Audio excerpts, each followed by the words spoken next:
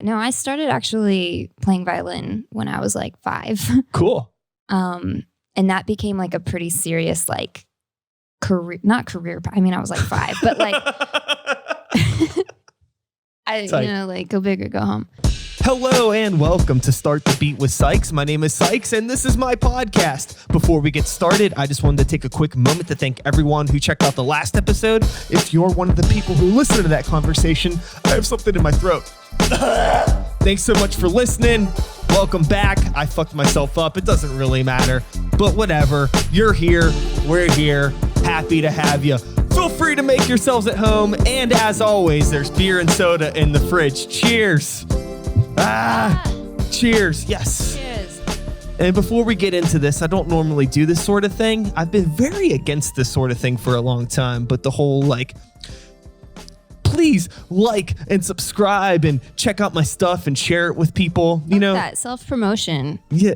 It's like, I haven't really been into that, but I'll tell you this, that the past couple episodes, the people that have been on the show have been really proactive about sharing it. Not that much, not annoyingly, but they've just shared it. And like the episodes have got like 5 times the amount of attention as like an episode that doesn't. So right. I will say this for you once this goes live, and for anybody that's watching this right now, just take a second and share the shit, because it really helps us. It's going to help me. It's going to help your homie over here who we're going to get into in a moment if you don't already know who this is. But yeah, so it helps a shit ton because the internet is trash and you can make it better with sharing things like this. So cheers to that. I'm going to have a sip of beer. And we're going to fucking do this. So I'm sitting here today. This is a last minute booking. I will tell you this. You've been on my list of people to hit up. Aww. But I'm technically booked up through the rest of the year. Oh, wow. Already. Damn. So I had a guest cancel today and I put out a little thing on the internet. I was like, yo, if anybody wants to come in tonight, you can be here. You can slide on in, shortcut, fast pass your way in. And then the homie made their way in. So here we are. Yeah. And for anybody that doesn't know who I'm sitting next to, why don't you introduce yourself to the people of the internet? Because everyone's really happy to see you. Oh, shucks. I'm Vöss. Vöss. You have to say it like that. Vöss. Vöss is a songwriter, electronic music artist, kind of dark, kind of pop. I don't know. How would you want to describe it? Genres are fucking garbage. And like, even in like the stuff that you do, it's not even just one thing, because I remember when I first heard something that you had done, I was like, whoa, this is kind of like, you know, it reminded me of like very dark pop with like kind of like jungly trip hop stuff kind of going on, just like this weird mixture of things. But then I've heard other stuff that you've done that's been like way more pop driven, and then other stuff that's been even darker. So it's kind of like, you know, I'm sure I don't want to like pigeonhole you by throwing like, oh, like it reminds me of like maybe like Grimes, but like something like that I would imagine was probably some form of an influence. Definitely. Yeah. I have no fucking clue. I feel like anytime like I see anything describing my music, there's the generic like dark wave pop like kind of genres. But then outside of that, like the like weird specifics get so strange. I honestly learn a lot anytime anyone says anything about me. Yeah. I'm like, oh, cool. Okay. And I can't think of an example right now, but like, you know, like beach goth, like surf punk, like I don't know, all of that somehow makes sense to me. I hate it, but like it also is like, oh, that's like a helpful descriptor. So I don't know. I don't know what I am, but I've dealt with it for years with my like rap shit that I do, because like I've been like, okay, I get like the very obvious like, oh yeah, Beastie Boys, Rage Against the Machine. I'm like, cool. And then like it gets bad. People are like Limp Bizkit. And then somebody, I've also been compared to like La Dispute and At the Drive-In. And I'm like, where the fuck are you getting that from? And it's just so weird how like people listen to stuff. Or like, I remember like the best thing that ever happened was there was this kid that was in like, I don't know, it looked like I was playing a show in Oakland way back in the day. And there was a kid that came up to me that had like just like pit clothes on, very Oakland. He was like, you remind me of Mindless Self-Indulgence. So I was like, 1, why do you know who Mindless Self-Indulgence is? 2, cool. Because I'll take that over Limp Bizkit any day. Not that there's anything wrong. You know, you got to keep rolling. Right. Well, okay. Here's my thoughts on that. I think that like some people just have like a very limited like scope of like genres or like music that they listen to. So like me, like I get compared to like Billie Eilish a lot, and that's like I don't really get it. Like I guess maybe kind of, but then I realized like I think that those people just like, no offense to anybody who said that to me, I'm like not offended, but I feel like it's like, oh, female vocalist, like kind of minor poppy, like I don't know. It's like, I feel like those. Yeah, I could see that. It's kind of like just a limited range of female fronted. People whose idea of music in general is just like top 40. So you're totally going to get a Billie Eilish. Mm-hmm. But, you know, again, when I listen to your stuff, you know, obviously it's okay. Like there's some Grimes in there. There's probably some Bjork scattered somewhere, and then maybe some Kate Bush over here. Who knows? Like a weird mixture of all of that stuff. Yeah. Or just like electronic production in general. And that's the fun thing about electronic music, is that you have this ability to be so elastic and like do whatever you want, because like, I mean, if you're working with synthesizers, you just change a preset and all of a sudden you're just like in a whole nother world. You're not tied down to the restrictions of like a guitar or something, even though there are pedals and things like that, but obviously plugins are cheaper than pedals. So sometimes. Oh my God. You'd be, I mean, I don't know if you know already, but it gets pretty crazy. Sure. So I do want to start the conversation there on some nerdy shit. I'm really curious about your setup and what you're working with right now primarily. So I produce everything in Logic. It's not my, every time I say that I'm like, but no, it's not like that, I swear. But I don't know. I don't think there's anything wrong with that. Okay, so you also hate Logic? I don't really have an opinion on it. If you know how to fucking... You don't have an opinion on my preferred DAW. Like, I started out in Ableton. A lot of the tracks that I'm making for this next album were produced in Ableton initially, and I just like lost the project file, my computer crashed, it's a whole thing. Basically, I use Logic now. Shout outs to Apple. Yeah. Thank you, Apple. So yeah. What am I saying? Yeah, I produce everything in Logic. I use a lot of plugins and VSTs in there, and then everything that I do live is actually like I make it in Logic initially, and then I just load all of that onto an SP404 to perform. And I generally use Roland Gaia as kind of almost just a MIDI controller, except like occasionally as an actual input. But then I just kind of translate everything from that to the 404 Gaia, and I also use a Nord drum for beats and live, showmanship stuff. Totally. So I just load everything onto there, and that's how I perform. And was that your question? It was. You actually jumped ahead. I was going to ask you about your recording setup versus your live setup, but it's good to get. It's good to get. I was going to get there, but it's cool.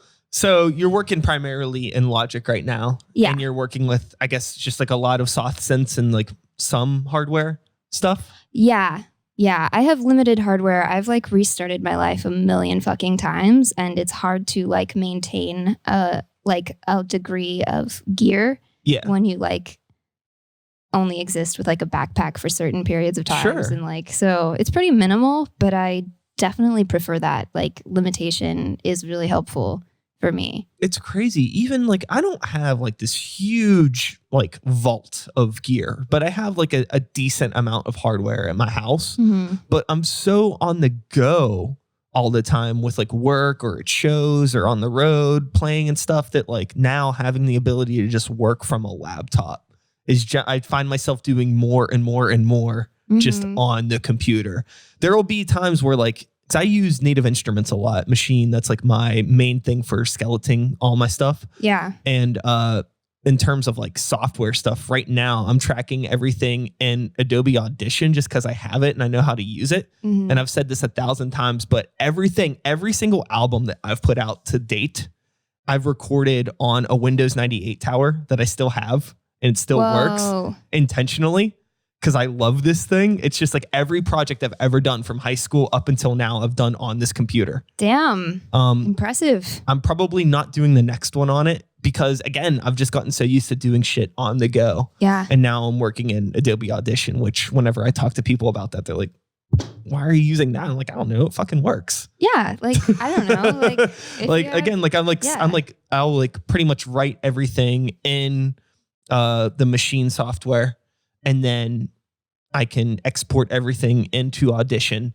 And then once we're like in like the studio, we'll be like, okay, cool. Let's add like maybe replace that like soft synth with like an actual keyboard, and like let's change that synth bass line to an actual bass, and like start getting freaky once we're like in the setup. But for like writing, it's just like having like a little sketchbook of a laptop that I could put my headphones on and be on the fucking bus and work on shit if I want to. And I have done that. And it's awesome being able to do that. Yeah. Oh yeah, totally. So with you and your background as an electronic music performer, composer, did you get your start in music doing electronic stuff, or were you doing other stuff prior to what you're doing now? Oh yeah, God no. I started actually playing violin when I was like 5. Cool. And that became like a pretty serious like career, not career. I mean, I was like 5, but like like go big or go home. Yeah. But like through high school, you liked it a lot. Yeah, I was like practicing like nonstop. I was homeschooled, so I was able to practice like literally fucking constantly. It changed like year to year depending on like my life, but I usually shop for between like 3 to 6 hours a day of practice or something fucking batshit crazy like that. That's awesome.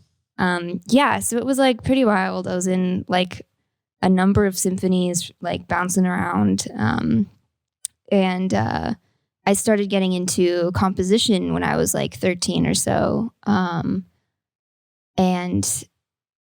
started writing for like more orchestral kind of like pieces, like quartets, like piano trios. And I loved it. And I wanted to write like movie soundtracks for a bit. That was like my goal. I was like, okay, movie soundtracks. And then I heard the Halo soundtrack. I had never played Halo. And I was like, okay, fuck that. I'm going to make video game soundtracks. Cool. And obviously that hasn't happened yet. There is something kind of like dramatic and cinematic about your music. I can totally hear it. Thank you. Oh my God. That's literally like, it's been in the back of my mind. Everything that I've made. I'm like, would a video game pick this up? Like, I don't know. Like, hey. No, that's cool. It's cool getting that insight, because there's definitely, obviously, this is like the first time we're really having a conversation right now, face to face. And I don't know you personally at all, so I don't know your background. Yeah. But there was always something about that when I've listened to your stuff, just like that layer, that connected a dot totally for me in my head with what you're doing. That's awesome. That's great news. Yeah. Well, like, I don't know. I didn't jump directly from that to electronic music. But some weird life shit happened, and I basically like I ended up in like a punk band for a while, and like that was fun. It wasn't like my passion. What were you doing in the punk band? I was playing violin, so it was like a soft transition. Sick. Cool. I was doing that, doing some yell singing. Okay. And I started my own project after realizing that I was allowed to do that. And I was like kind of like shoegazy. I played guitar and bass in that one, and that was really fun. And then my life was uprooted, and I was like, I don't have any band members, and I also don't really want any band members. So how can I do this by myself without anybody? And it was like, oh, I have a computer. Yeah. Shit. Huh. I'm going to be a producer. And now I'm here. I can relate with that. It was really, with me growing up, it was very much just awkward kid. Didn't have a lot of friends. I wanted to do music. I grew up listening to fucking like Iron Maiden and Megadeth and all that like hard rock shit. My parents were into it, and I always wanted to make music, but I had no way to do it. Yeah. And then it was just like this perfect storm of like me starting to understand like what electronic music was, and starting to get into like some like hip hop, like more like darker hip hop stuff, and having the ability to make music in my bedroom basically with computers, where like I never realized that, like I never thought that I would be able to make music. And then then figuring out that, oh, you make hip hop beats by You do that on a computer. You don't need a band. You don't need actual instruments. And like, I already have the stuff to do this. I just got to get the software or whatever, you know? So that was what jump started it for me. And it's been a lot of fun. I love the thing that's really cool about electronic music and writing music by yourself is I feel like it makes you a better songwriter. Do you ever feel that way? Like whenever you're like composing stuff electronically, it's like you're like say like you're in your DAW or your sequencer or whatever, it's like everything's right there. And it's so much easier to see everything on the screen. Like, oh, like there's my verse, there's my chord, you know, like you actually see the song structure on the screen rather it being this nebulous thing. And then when it's yourself, you have time to like pick it apart instead of having to like argue over like, oh, this part should be 2 bars longer with like, you know, somebody else in your band and things like that. There's like this like awesome selfishness and like nerdiness and just like in-depthness that I love to like electronic music and composing it solo. Yeah. Sorry, I kind of went off on a thing there. No, I agree with you, but at the same time, I guess I'm realizing just now, I don't think I've ever actually like written music in a band setting. Like I just kind of had music and said, hey, can we play this? And my bandmates were like just really fucking dope and like played the songs but made them better. But it wasn't like a like negotiation thing because it was kind of just like they were my songs and then everybody just like collectively was like, oh yeah, that's cool, yeah, do that, yeah, like so like I'm like, yeah, totally, but I don't know if I've actually experienced I gotcha. Like, yeah, that sounds like hell though. That sounds awful. Yeah, fuck that. If you find the right people, it's cool. Right now with Sykes and the New Violence, the album that we're putting together right now, it's like the first time with this group of people we're actually like everybody has like crazy equal say in what's going on. And I'm totally cool with it because I'm like really confident in the people that are that I'm playing with now. It's really cool. But I mean, it takes a lot of time to find those people. So it just worked out for me, but I'm always working on solo stuff and other things. I think it's really important to just do stuff that you don't even release, just like very selfish stuff that you just do yourself for like weird experimental things and things like that. But less about me, more about you. Rewind. So you had mentioned that you are homeschooled. Yeah. So what was your family situation like? Were your parents creative types? No. Oh, okay. Not at all. Not at all. Then where'd the homeschool thing come from? They were just like super religious. Oh, like snap. Okay. Yeah. It's a whole fucking thing. I had a really weird childhood. We can get into it if you want. Oh, we don't have to. I was just curious.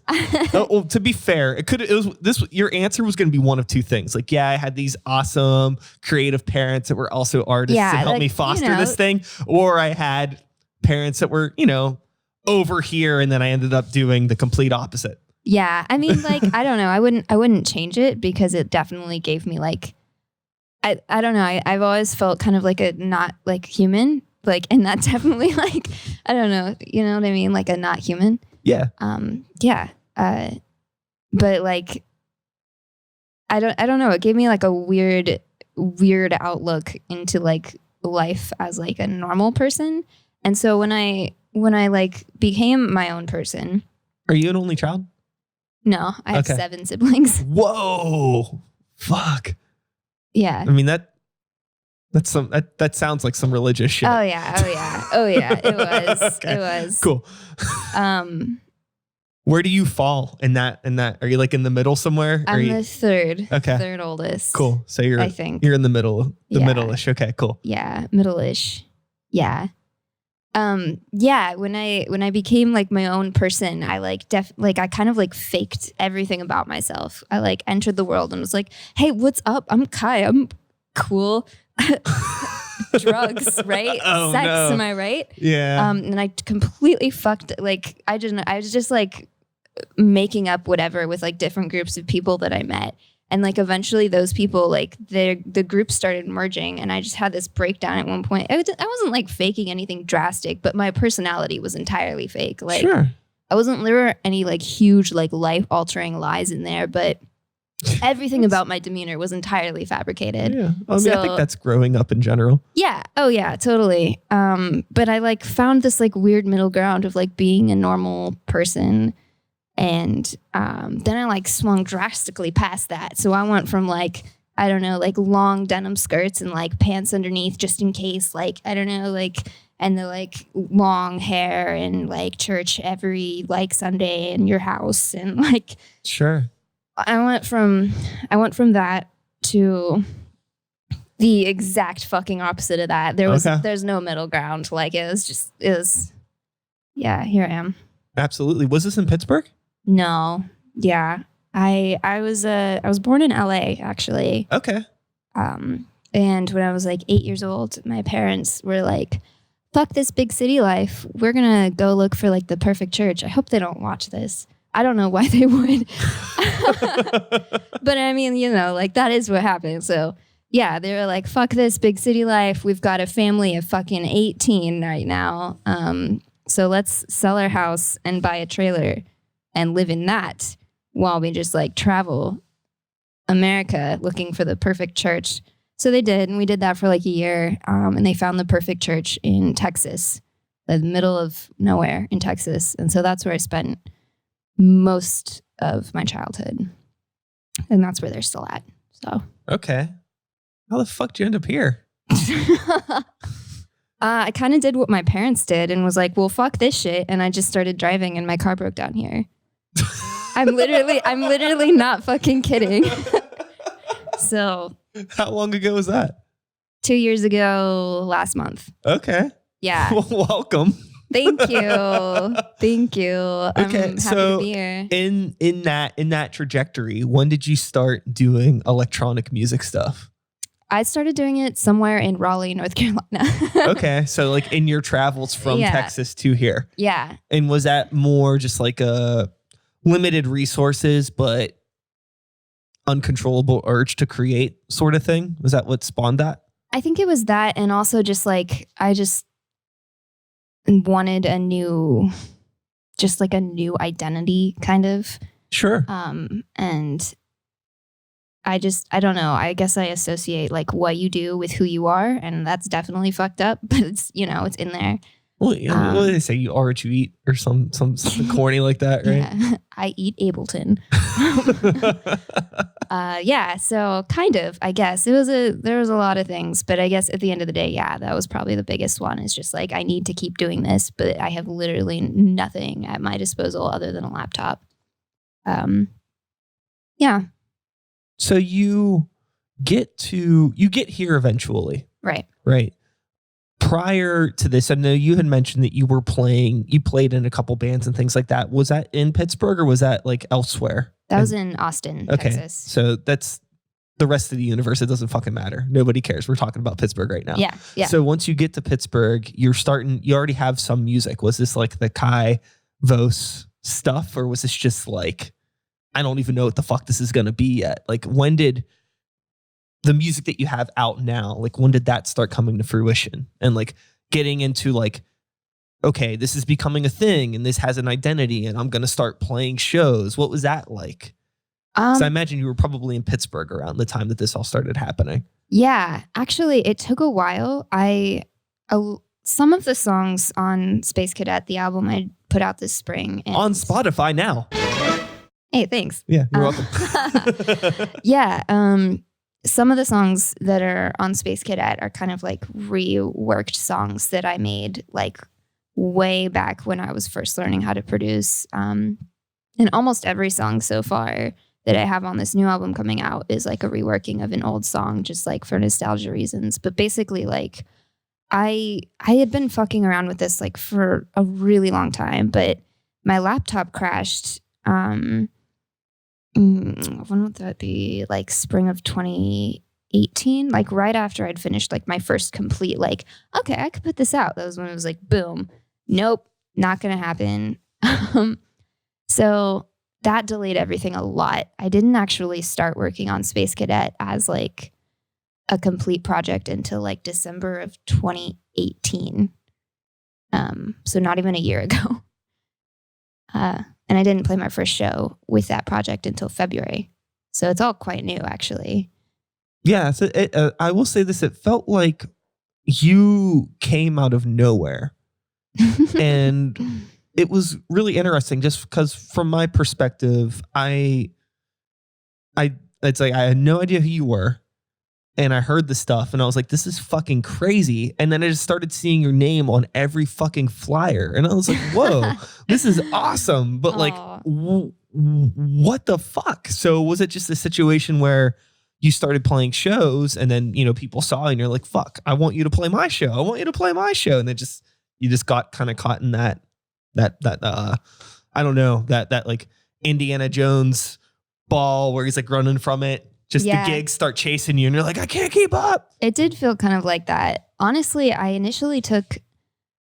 started taking shows before I had any music like to perform or any way to perform it, because that's just how I live my life. Like, just like, cool, deadline, I'll have something done. Like, cool. That's like good. Like, I'll play to 3 people, but I will have something done.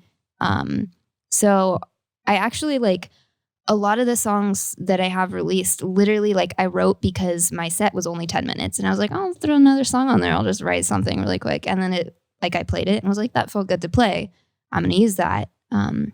Which is why, like, I don't know, set deadlines, do some shit. Like, I don't know. Mm-hmm. I'm such a big fan of just forcing yourself to do things. Really? Yeah, I probably shouldn't be. But well, you get a lot of people that say that, you know, you can't force creativity. I mean, you can't. I'm like trying to force it right now and it's not happening. But that being said, I don't know. It used to work. At one point it worked. I want it to work again. I feel like there's like this energy that happens. Like right now, I'm working on a new project with a friend of mine that you probably know. Her name's Indigo.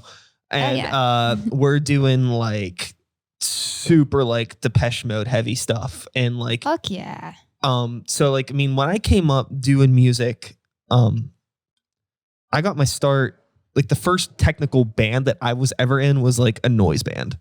And it was like real crazy, like experimental electronic stuff. And then I started like getting into like the hip hop stuff. And then I had some friends that were in a metal band and I got into all these other things. But like a lot of my musical background does come from like industrial goth shit. So to be able to like be going back to that, but with like more of the pop sensibilities that have like entered my soul over the past decade, I'm really stoked. Mm-hmm. And fuck, I forget why I brought that up. Forcing creativity. Oh, forcing creativity. Energy. I was going to talk about energy. There was this thing that happened where we just like loosely talked about like, oh, let's do something.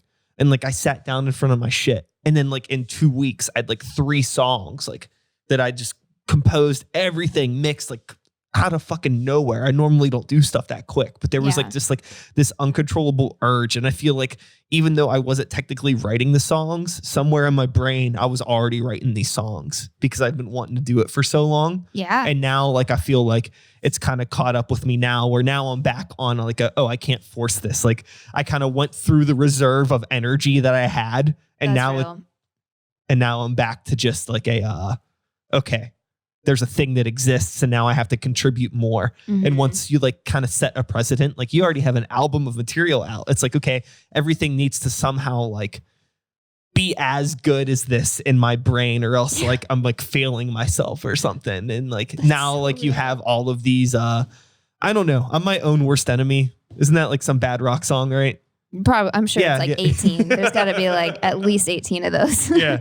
So with your background in general, not playing music, but engaging with music, what is that all about? What were you like first into? What was maybe some of like the first music that you listened to that fucked you up?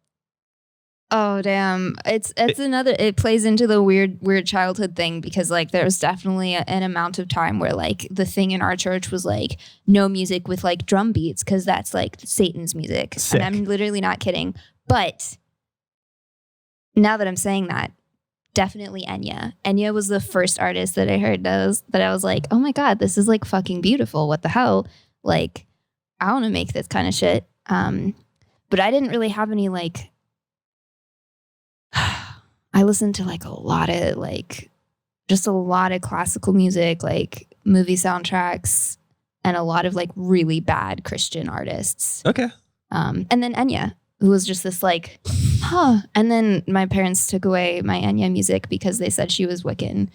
Oh no! Well, they didn't say that. They didn't know about the word Wiccan. They were like, "Oh, she's a witch," and I was like, oh, "No!" And now I'm like, "She is a witch," and that's fucking rad. I love that. So your musical background, more traditional in the sense of the stuff that your family would expose you to, but you eventually made this fucking jailbreak of sorts and got away from the fam. And I know that you mentioned that like you had played in like a punk band and things like that. So did you just like somehow stumble into like some unfortunate DIY scene and get exposed to all that? Some unfortunate DIY. Yes. Yeah. Oh my God. This is something that I haven't even told this to the people that I went with, and I'm still close to them. But like I met the whole group of people that I was in my first band with, like on OkCupid, basically, like through some date. And we're still good friends to this day. It was a good time, but basically like after like our like third band rehearsal ever, my friend Sterling and his roommate, they were like, "Hey, do you want to go to this like DIY meeting with us?" And I was like, "That's weird. You don't seem like the type of people to be into crafts." And I totally forgot about that until this moment. And then we showed up there and I was like, "What the fuck?" What the fuck is this? And like, I don't think I was like on my phone the whole time because I was so confused and like didn't care. Like I wanted to play music, but like I was just like, this is like, y'all are like really intense about some weird shit. Like, sure. I feel like that's still the case. Oh, People are really intense about some weird shit. I have so many thoughts on DIY culture. Oh my God. I feel like, oh my God. Yeah, so I was definitely like, I just like stumbled into like the DIY scene. And like, I don't know, it was this weird like, whoa, like this is really weird. All these people need to chill out. And then it was like, oh, that's so cool. We're just celebrating the spirit of like being able to do whatever we want. So like, yeah. Mm-hmm. And then it was like, we're all just like doing the same thing and I'm tired. Like, and I don't know. I feel bad like saying that, but there's a certain like dynamic in some like DIY scenes that I don't know. I feel like I've gone on like 8 rants about this in the past 3 months with different people. I'm sorry. If you're gonna rant about something, this is definitely the platform. Are you on the same page about? Yeah. Okay, yeah. Totally. It's just like, oh my God, we're all just playing the same shows in the same places to the same 4 people, like, and just like acting like we care, but like we're just waiting for our chance to play, and it's like, just let yourself do whatever you want, sweetie. Like you don't have to play like bedroom pop. You do whatever the fuck you want. If you want to play bedroom pop, that's great. And if you don't, that's great. Like you don't have to, like DIY has become like a genre. It's just, oh my God. I'm just tired. It's a really hard thing to break down. There's so much nuance to the conversation. It's really even hard to find a starting point, like whenever you want to get into it. But I've been doing the show for 5 years. Mm-hmm. I've talked to literally hundreds of people that all operate in the Pittsburgh scene, even like bands that I've talked to that are, touring bands that are from other parts of the country. It's all the same. All these scenes are the same, people the same. And there's just always going to be people, like it's so easy to get stuck in a bubble. Mm-hmm. And a lot of people don't even realize that they're in a bubble. And some people, for better or worse, are happy being in a bubble. So it's hard to say like, okay, like just because like what you're doing makes me annoyed doesn't mean that what you're doing is wrong for you. Yes. So you have to have that level of understanding and empathy for like other people. So it's just a matter of like really like asking yourself. I think the only thing you do is like really be honest with yourself about like what's right for you. Are playing these basement shows to 4 people right for you? Mm-hmm. If it is, sick. Go for it, dude. Yeah. But if not, don't do it. Like I don't fucking do it anymore. Like I was just talking with my friends from Short Fictions that were on the show recently because like, they do a lot of basement stuff and like they're into that. And they were asking me about like, if my metal band would ever play basement shows. And it's like, look, I'm down to hang out with anybody.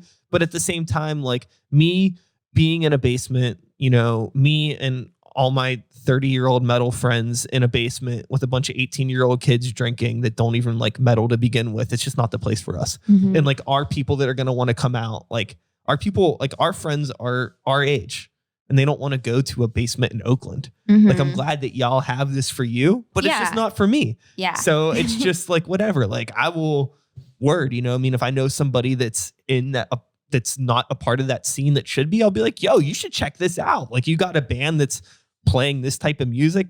Here you go. There's a scene for you, but it's just not for me. Yeah. But with the stuff that outside of like my metal band, because like it's easy for the metal band to play shows, but with Sykes and the New Violence, or even like something like with what you're doing, even though you're playing a lot of shows, do you find yourself like sometimes feeling like you could fit onto shows because you're friends with the people that are there, but like musically, like you're always kind of like the off one sometimes? Yeah, absolutely. Not so much recently, but when I was first getting started, it was like, oh my God, like, why am I here? Like, this is really cool. Everybody's really nice, but like, I do not fit in and I'm embarrassed. Like, sure.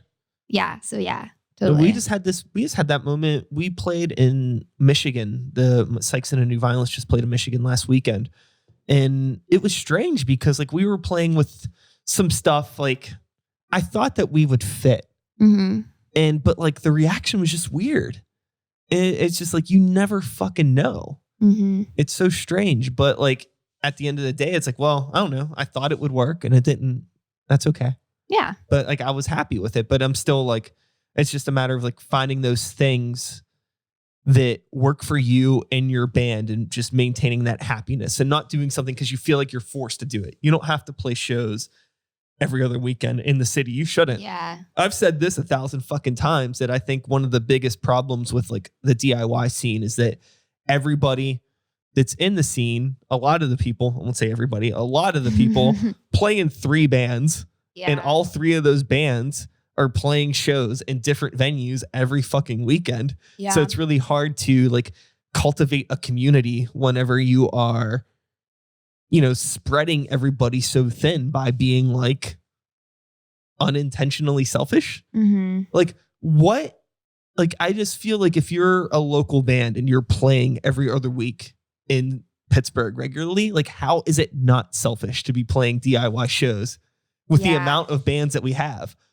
But on the flip of that, I understand the only way that you get good is by playing. Mm-hmm. And if you don't have the opportunity to like tour or play outside of the city, it's like, I don't want to like say that you don't have the right to play these shows. Mm-hmm. But it's also really hard to avoid the obvious fact that it's definitely also not helping the scene as a whole. So it's like, what do you care about more? Like your personal growth or actually growing the scene? And I don't feel like there's a lot of people that actually care about cultivating a community as much as they say they probably do. Yeah. I mean, okay. I strongly, strongly agree with you because I've seen that happen a million times. It was a huge thing in Austin. Simultaneously, I'm realizing I tallied it up. I played fucking like 27 shows this year so far. So like I am the problem in a sense. Like I've played so many fucking shows. But you're also not a part of the problem because I will say this. I haven't got to see you play. And there's been multiple shows that you've played that I've put in my calendar that like, okay, cool. And then all of a sudden something comes up for me. I'm like, fuck, I can't go. I've been wanting to see you play. But with that being said, you've played a whole fucking lot. And I just haven't been able to make it because there's so much other shit that's pulling me away from it. So that's okay. I will say this. 1, you're not playing too many shows because I haven't been able to see you. But okay. 2, right. The reason why I haven't been able to see you is because I'm doing too much stuff. So there you go. There we go. I mean, okay. Also, like when I first started playing like a million fucking shows, like I didn't expect anyone would care. And like, it's not that I took them like, I don't know. They definitely were selfish in a way at some point in time. But like, I just kind of like, when I started with this set, it was just me and my sampler on the ground. And this was at the Bushnell, was my first show with this set. And I just like set a goal to like add something or do something better every show. And it was like by show like 11 or 12, maybe 10, that I had like everything set up like I do now. But it was like, I wouldn't have gotten to that point without playing all of those shows. Exactly. 1000%. But it definitely was like selfishly motivated. Some of those shows were like, I don't know anyone here. Like, I don't fit this bill. I'm literally like, I think again, I think it just goes back to like, feeling like just doing what's right for you. And I think the other thing that's cool too about what you're doing is that you could be a bit of a chameleon on shows and you can play more shows because you're not always playing the same kind of show. It seems, you know what I mean? Like, yeah. I mean, maybe now you mentioned, you're starting to play more on shows where you fit the bill. Yeah. But also it's like, I mean, like you could play a show with maybe some rock bands in a basement and you're still working out your shit, but it's not the same as like, playing a show with like, I don't know, fucking like Marcus and Nadine every other weekend or whatever. Yeah. Yeah. Which shout outs to them, hey. the homies. But, or like, cause like you could also do something like that and that would be like not very, productive for you or anybody if you have, cause I mean, that happens a lot with the metal shit. Like it happened with fucking, Grey Walker, which is the metal band that I play in. Mm-hmm. We try so hard because I mean we caught it like super quick where it's like every local show we were playing, it was like the same. There was always like one of the same batch of bands, and it was like, fuck, we got to stop this. So now it's like we play locally like once every 4 months, and it sucks because like we don't play out of town nearly enough to offset that. But it's better than just like beating a dead horse. Yeah, no, like I admire that. Next year I'm like, I'm going to be really strict with the amount of shows I take. So that sounds like the dream. Like for me right now, when I'm like, oh, I have 2 weeks without a show, I'm like, fuck yeah, I have a month off. Like, I get so excited. I have a Friday and a Saturday. This like tomorrow, no shows, no plans, no nothing. There's nothing on my calendar. How'd you do that? I don't know. I wasn't expecting it. That's so cool. And I'm like, what the fuck am I supposed to do? What do people do? I have no idea. Like I have nothing. I have the wrong Friday. Person. It's like there's been occasional like, oh, a Friday, but I have a show the next day. But like a Friday and a Saturday. I don't know. What the fuck am I supposed to do? I don't know. But again, going back to your point, and with everything you're doing in the live setup and trying to figure out what you're doing, I totally understand that it takes time because like you have all of your audio stuff. I know you have some visual stuff that you do too. Yeah. With like a projector or something. Yeah. And I mean, with Sykes, it's like, it's the same fucking thing. We got the projector. I have all my live shit. I have backtracks and trying to figure out like how I want to run the backtracks and all my vocal pedal stuff. Like there's just like all these things. It just takes a lot of time. And the only way to do it, like, you can fucking practice in your room all you want and it works perfectly. But you go to a fucking venue, where they like, they're fucking like, they don't get enough power and somehow now your fucking thing's not working correctly. Or like, you never thought about the fact that like, oh, the only outlet in the room's going to be 50 feet away and I don't have an extension cord. So I guess I got to buy an extension cord. Extension cord. That's my like number one thing is like always bring an extension cord. Yeah. Yeah. That's it though. I don't know anything else. Yeah, that's all. now I just have this like MacGyver kit of like every possible like connector, audio and power and visual that I could ever fucking need for anything. It's just, I hate dragging around all this extra stuff, but you never know. You never know. You literally never know. Yeah, absolutely. For a while, I tried to like scope out venues before I played them, just kind of like under the radar, like fake beard, sunglasses, just like yeah, totally. That's what I did. Literally just because I had like so much anxiety about like, how's this gonna work? Like, can I bring this? Is this gonna fit? Like, where's the projector gonna go? And now I'm just like, it's gonna happen. I'm just gonna make it happen. And the thing that's tricky too with what you're doing, and we battle this too with Sex and a New Violence. It's like if you don't have a room that has like some form of a working, okay sounding PA, you're doomed. You're fucking doomed. Yeah. Yeah.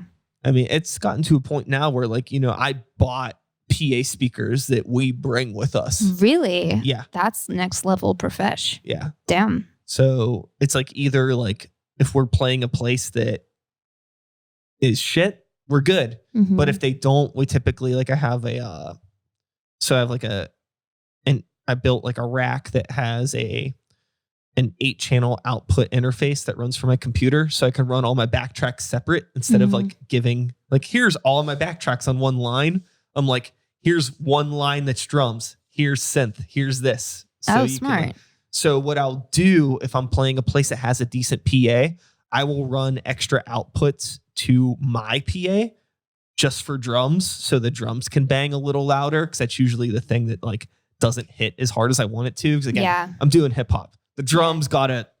Yeah. If you can't hear the fucking drums and you're trying to rap, it's a really, really sad situation. So. Yeah. Oh yeah.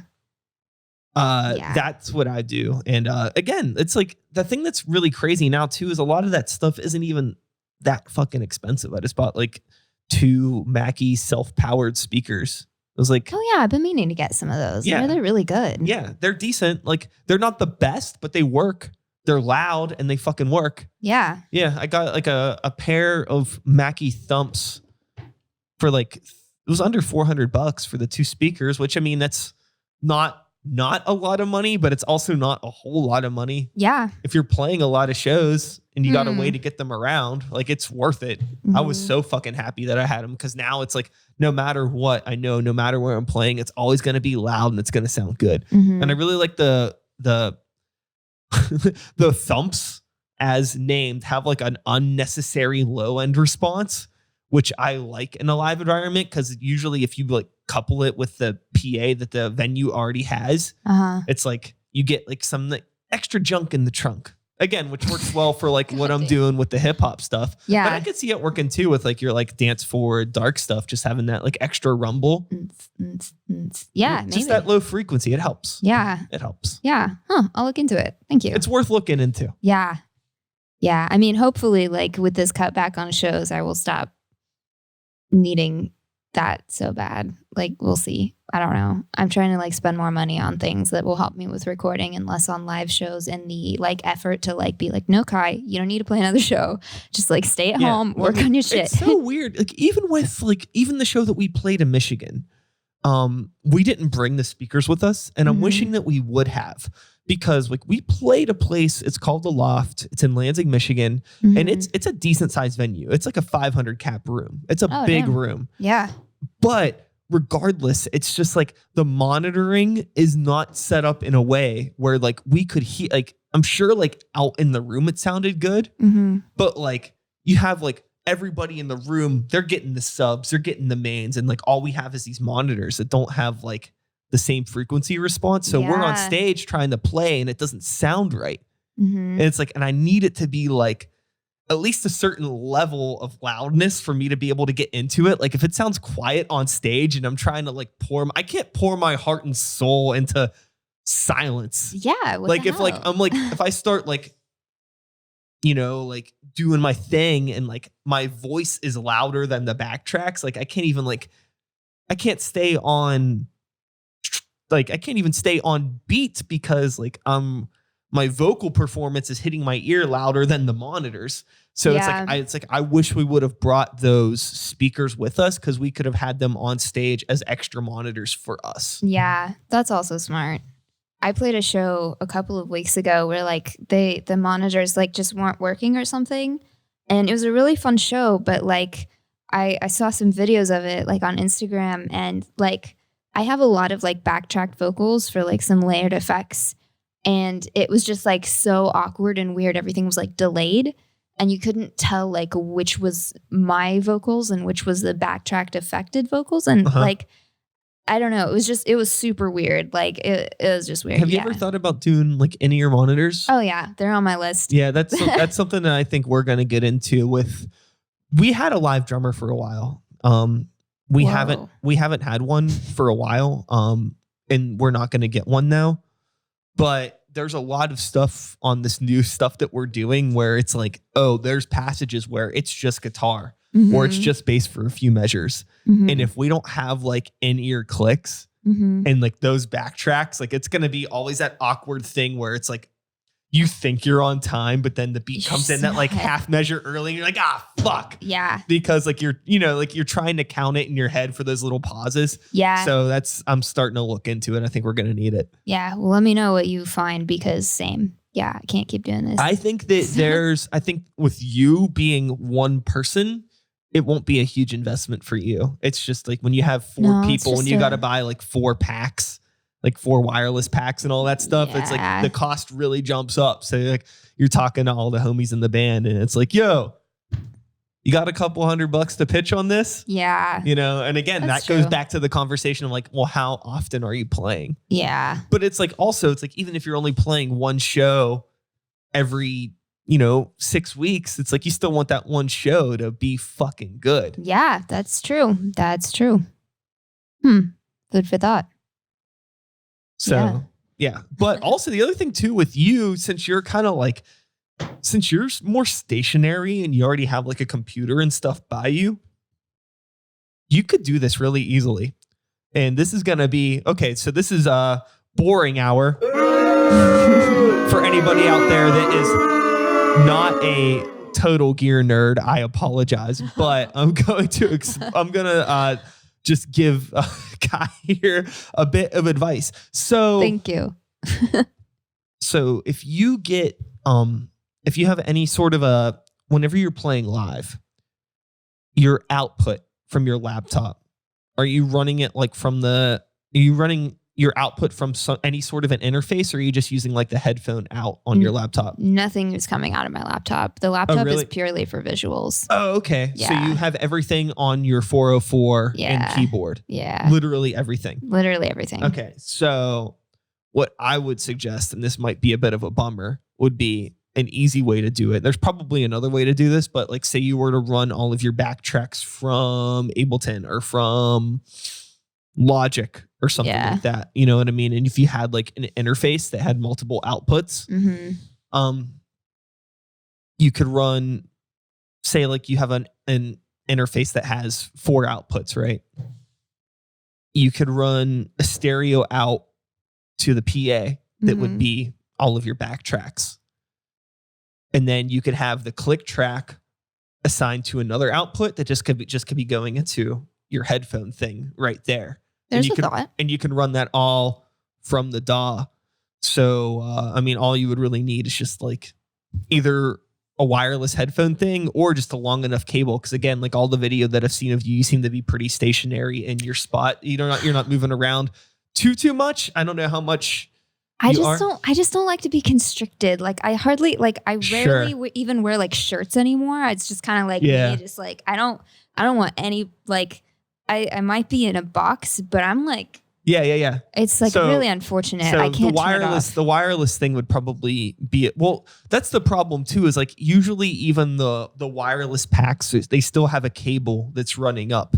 Yeah. You know what I mean? Yeah. I don't know. None of that. Fuck that. Yeah. And you can't do Bluetooth because there's always latency with Bluetooth. Yeah. So I don't know. I don't know what to tell you. I mean, maybe you can like get a homie to like duct tape the cable up the back of your spine or something like that. So it's out of the way. Maybe. You can figure it out.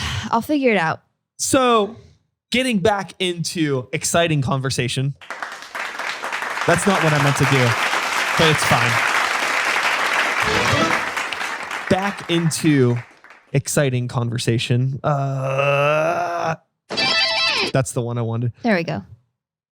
What is on the horizon for what you're doing? You mentioned that you're working on an album. Yes. Right?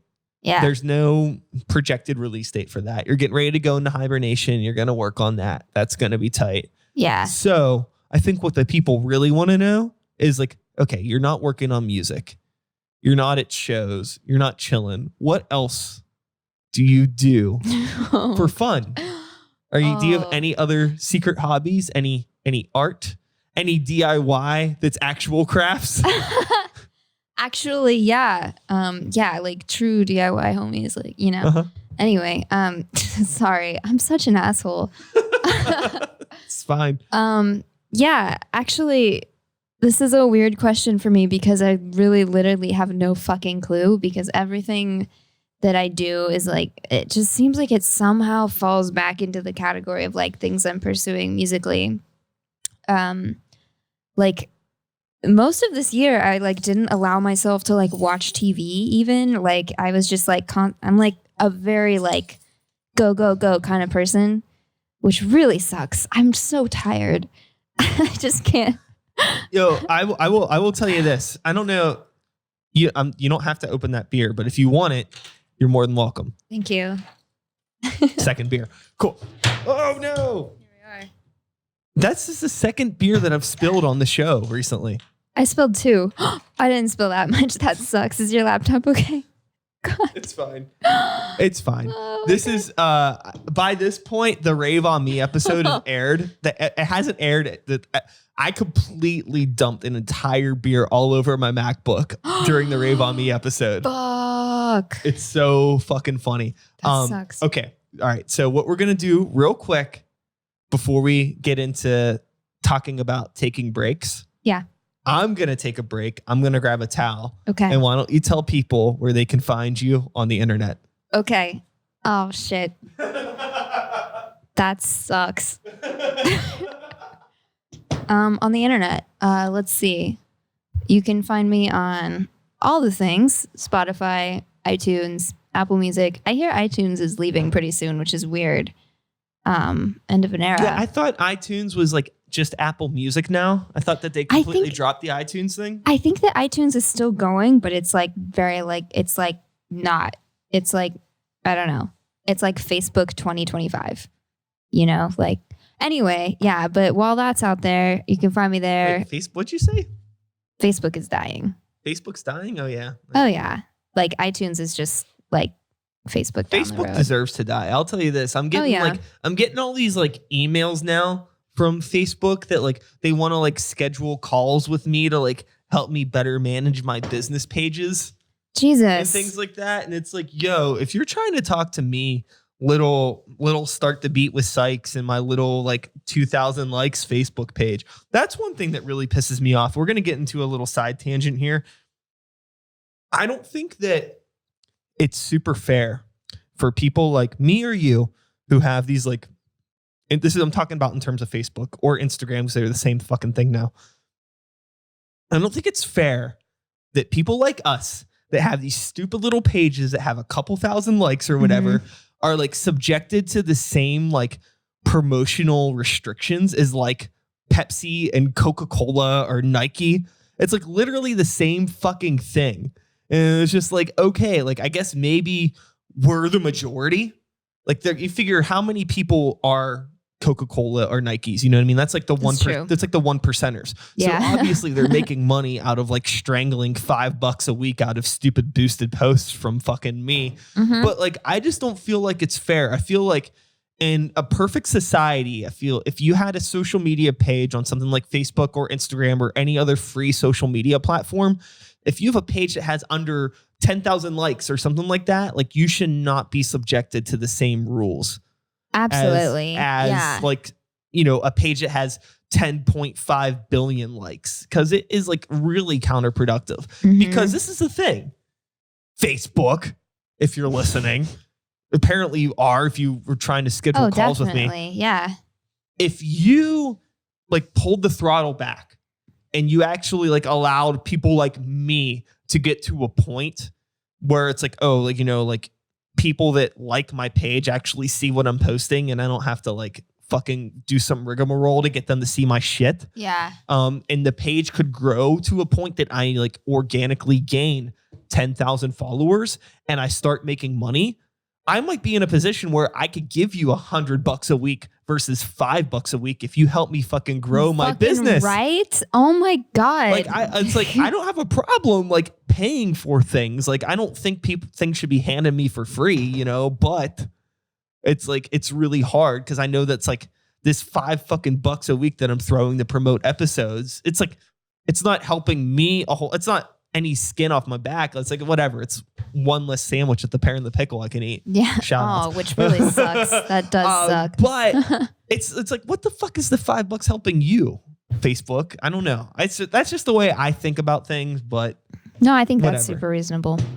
Again, that's just my like DIY bleeding heart bullshit. I understand that the world's fucking cold and they're just going to take that $5 in any way they can from whoever they can. Yeah. But totally. Capitalist Facebook. Before we get into all of that, or before we get in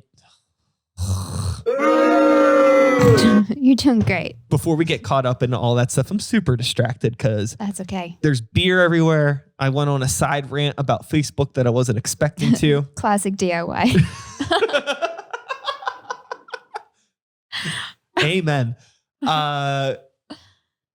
One thing I wanted to talk to you, you mentioned that not giving yourself time to relax and, not watching TV, fuck this and that. Like that's how I've been for a very, very long time. And I super relate with it. And unintentionally, I've found myself over the past couple months in this thing where I'm starting to just like let things go. Mm-hmm. Like I'm saying no to things that I don't want to do, which was a topic that we had kind of loosely talked on. Like do the things that you want to do. Yeah. Don't do things just because you feel like you should. Yeah. And I'm taking more time to relax, but it's not even like I'm going to relax tonight. I just kind of like will be hanging out, just watching something like, oh, fuck, like this is abnormal. Or like I'm talking with somebody about stuff, like somebody's actually talking about something on Netflix and I know what they're talking about for once. Yeah. And like things like that. Like, and it just kind of happened naturally. But at the same time, I don't feel like I'm doing anything less than I've been doing before. And I don't feel like I'm doing anything more. It seems like it's just going with the natural flow of where my life path has taken me. And it's just where I am now. As I mentioned before, like there's a Friday and a Saturday coming up here. I don't have anything to fucking do. I'm not necessarily mad about it. It's just like, I think it's just, I don't know. I think a lot of that, I think the reason why I have that though, is also like that starting to say no to things that I don't want to do. So now I'm finding more time for myself. Mm-hmm. That's huge. I'm super stoked on it. Yeah. Aw, I'm so happy for you. That's awesome. Yay. Very cool. Yeah, I'm not there, but that's awesome. I mean, maybe you will get there. I think that it's just that don't be afraid to say no. I think it's so funny. I think for a long time when you're getting into music, you have to convince yourself to say yes. Mm-hmm. But then all of a sudden you're starting to convince you have to learn how to say no again. Yeah. I don't know. I think I'm just not, part of me is always just like, oh no, things are so good, they're going to end. Like there's not enough time. Somewhere in the back of my brain is always somebody saying like, there's not enough time, you got to go. Even though it's like, literally nobody fucking cares. Like just do whatever you want, whenever you want. But I'm like, no, we're going to die. I have to do this shit right now. And that's, I don't know. That goes back into the forcing creativity conversation where it's like, right. I also feel like you got to do as much as you can while you're here. Like shout outs to Jim Henson, mm-hmm. Your homeboy from the Muppets. He lived that I've been in a Jim Henson wormhole recently, which is like, that's a weird sentence. But like, there's something that's like really awesome about that dude in the sense that like he had this like, I guess like he had lost some people pretty early in his life that were really close to him. And like, and it instilled this like like unfortunate sense of mortality in him. And he always felt like he always had to be working because he never knew how much time he had. Yeah. And like, to be fair, he didn't have a whole lot of time. He did end up passing away way earlier than he should have. Mm-hmm. But so like thinking about things like that, it's like, yeah, I mean, you never fucking know. Or even something as simple as like, you never fucking know when your MacBook's gonna crap out. Yeah. So it's like, let's get this fucking music out and get it fucking released because I don't have another fucking $2,000 to buy a computer right now. So at least maybe this music will be out. Yeah. Get it done. I think also just like on a very like smaller scale than death kind of thing, but still like intense. Like I've just had my life uprooted way too many times where it's like at one point I was in a place to make music and then suddenly it was like square one, you have nothing. Well, like that's so many times. That's some sort of a death of something, not necessarily a physical or a biological death. Yeah. Yeah. So like anytime anything gets good ever, which like, I don't know, like life has had a lot of weird changes for me recently. And it feels really good. And I'm just so skeptical. I'm just like, there's no way. Gotta finish this music now. Like before I'm like out on the street again. Oh no. Yeah. So that's where I'm at. But I am trying. I've relaxed more having released this album. That time was wild. I was getting up at like literally like 3 a.m. before having to go to work at like 6:30 a.m. It was just like any time that I had, I would spend like fixing something or recording something. And I've gotten better than that, but it's still pretty bad. Well, no, that's awesome. It's like I always juggle with that. I try so hard to. Right now, my adult mature brain is like, yo, go to bed early and wake up early because I know that I'll have a fresher start. I like working in those early hours because I'm not getting bothered or distracted with shit on my phone or people elsewhere trying to bug me. That like 3, 4, 5, 6 a.m. in the studio working on stuff. It's great. Yeah. But once I start on something, I have a really hard time stopping it. So like I'll get home from work, I'll eat dinner, I'll start working on something at 9 o'clock. Next thing I know, it's 2 a.m. Yeah. I have a really hard time starting something once I'm in it. So I think that the thing that has like really worked for me is, this is fucking crazy, is I assign specific days to work on specific projects. I've been wanting to do that. Struggling. So it's like, it's like I have like, Mondays I will only focus on this one thing so it's like, it's very, if I have extra time, I will dabble in other things, but there's always like every day has its own priority. Yeah. And as long as I get those things done, I try to convince myself that I've had a fulfilling day and that I can lay down and try to relax now and not stress myself out. Yeah. I also stopped drinking coffee at night. How? Because the caffeine to anxiety connection was very real for me. Very real. Yeah. That's real. Yeah. I should probably get on that. But unfortunately real. Yeah. Well, that's good that you stopped then. I mean, good job. I still shake hands with the devil every once in a while. Trust me. Oh yeah. Yeah. I have a hard time. You know what I mean? If I need a fucking cortado after work, I'm going to get one. That's the problem. It's like, I'm not going to, if I want something, like I'm very selfish in the sense like, oh, I want this. Yeah. I'll fucking do it. Even if I know it's bad for me. Like if I get home from a fucking show and I want to make a box of macaroni and cheese, I'll make it. Yeah. Stacy will probably be like, you really shouldn't fucking eat that. I'll be like, I don't care. I'm an adult. I'm going to eat this box of macaroni and cheese. Yeah. Because I've lived on this miserable rock long enough that if I want a box of macaroni and cheese, I should be able to fucking have it. But then I wake up feeling gross and farting and she's like, I told you. Yeah. That's what humanity's all about, like, dude, I don't know, do what makes you happy. And if that's macaroni and cheese, then like, why the fuck not? It's 2019, the earth is dying. We don't have to get into it, but I'm like so into just like doing whatever the fuck makes you happy. We're going to end on this. Okay. And this is always something that I really like to chat with people about. And I'm really curious what yours may be if you have one. Okay. So, Vöss. Yes. You just finished slaying a gig. You had a good time. I don't know about you, but after shows, I get hungry. Oh, yeah. So, is there a particular spot where you like to go after a show to fulfill the hunger?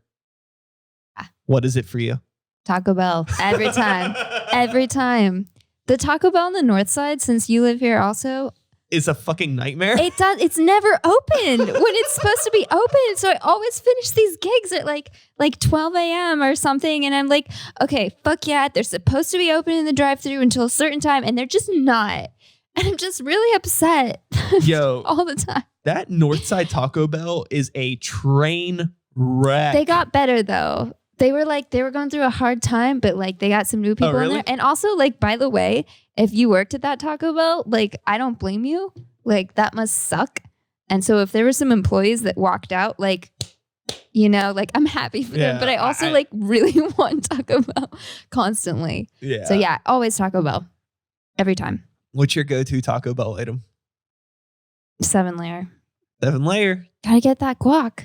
All about that guac. Yeah. Yeah. What's your post show meal? Mac and cheese? Permanis. That was my other thing. Like, yeah. Strip district permanis. That's way more classy than Taco Bell. Double egg and cheese, add onion. It's my jam. That's way more classy than Taco Bell. That's my jam. But I fucks with Taco Bell.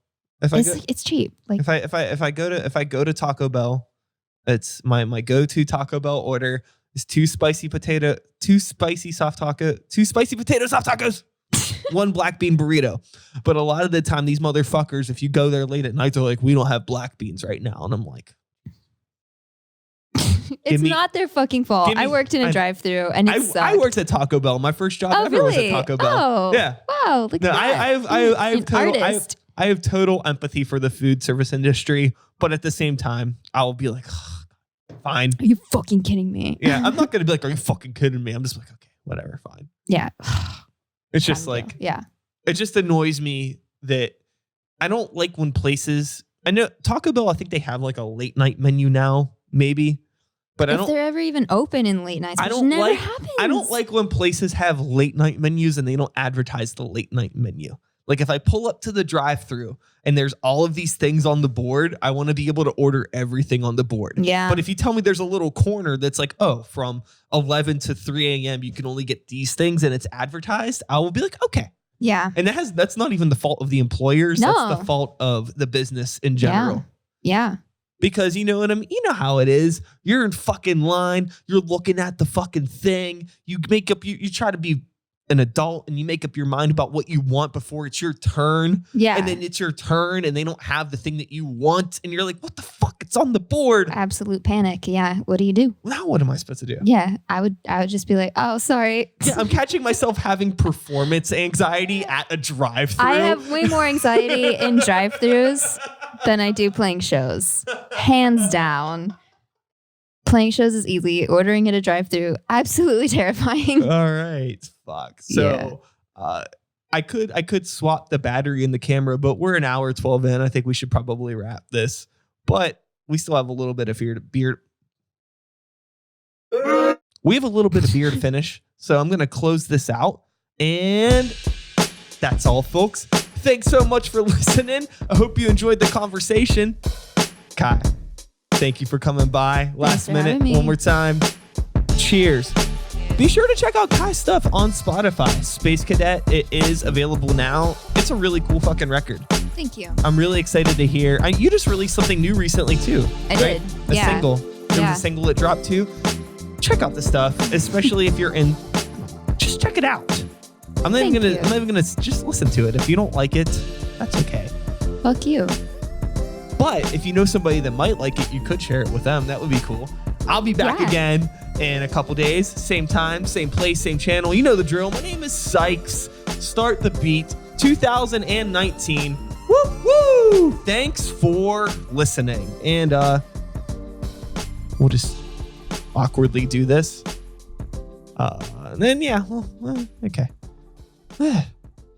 That beer really threw me off. I'm sorry. I spilled the beer and then I'm like, there's all these like, I'm sorry, I'm getting like distracted with my phone and no, it's all good. We need to break the chains of our connection with there's too many things going on. There's too much technology. Yeah. But also we make electronic music. So yeah, I'm like, this is like I don't really feel like myself without these on. Yeah. So this is like ideal. Word. Cool. And we are done.